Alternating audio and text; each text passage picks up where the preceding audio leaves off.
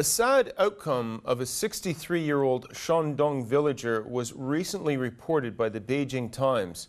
The man, who was camping near his farm to protect it from being illegally occupied, died early Friday morning after the tent suddenly caught fire. 3 other villagers who camped with the victim, named Geng Fulin, were also injured in the blaze. The 4 are reportedly among a large number of villagers in Pingdu, Shandong city, who disagree with the village committee over income distribution from the land and therefore take turns to guard their land. The 4 had put up the tent on the road beside the farmland and were stuck inside the tent when the fire happened. The villagers said the government illegally requisitioned our land. The developers had paid the requisition money to the government, but we never received the money.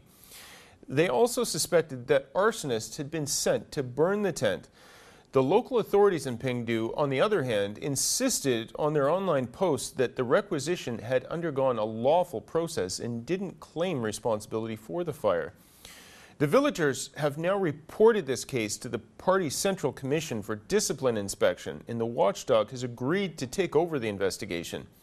This is the latest deadly incident in China where disputes over land grabs, often approved by local governments and initiated by real estate developers, have resulted in violent confrontations and deaths in China.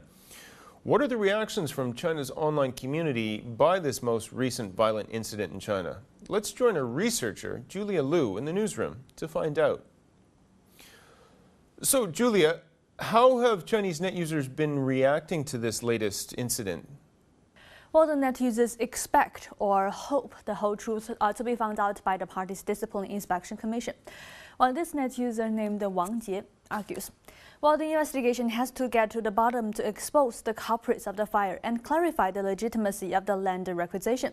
The victims should be provided with justice and the public's inquiry should be answered.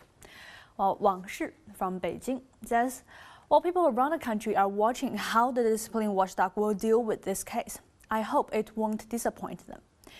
Well, although the whole truth is not available yet, most net users have already taken the side of the villagers and put the local government under condemnation based on who the usual culprits are. Well, Xiao Rui on 163.com argues, if the villagers could count on legal procedures to defend their property, they wouldn't have to guard the land by sacrificing their life. Well, this poster from Shanxi says, well, murder and arson used to be considered something committed by infamous robbers or gangsters secretly. Now it is committed by the government, and they are shameless to claim their behavior as reasonable and lawful. Well, Ji Shiyu shouts out on QQ.com. The land is the farmer's lifeblood. What the government does is not development, it's robbery and massacre. Well, Poor Man argues, I strongly demand the country to award a medal to Geng Fulin for fighting against the forced demolition, and he is actually a hero in my mind. Frank words from people who are obviously fed up with rampant corruption in China. Why would net users jump to the conclusion that the government should take the blame here? Well, net users make the judgment based on information reviewed by the media, exploring the inside story of the incident. While they believe there's enough evidence of an illegal requisition, since all the villagers argued that they were not even informed about the transaction, and the village committee forged their signatures for the requisition agreement. Well, moreover, gasoline was found in the vicinity of the tent.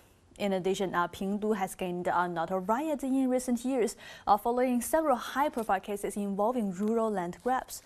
Well, last August, the local police detained 7 villagers, including a Beijing-based journalist named Chen Baocheng, after they clashed with government workers trying to demolish their family home.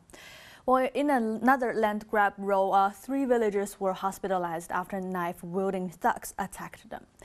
Liang Shichuan on Sina.com remarks, it's not that the net users are mean and skeptical, it's that the facts speak for themselves.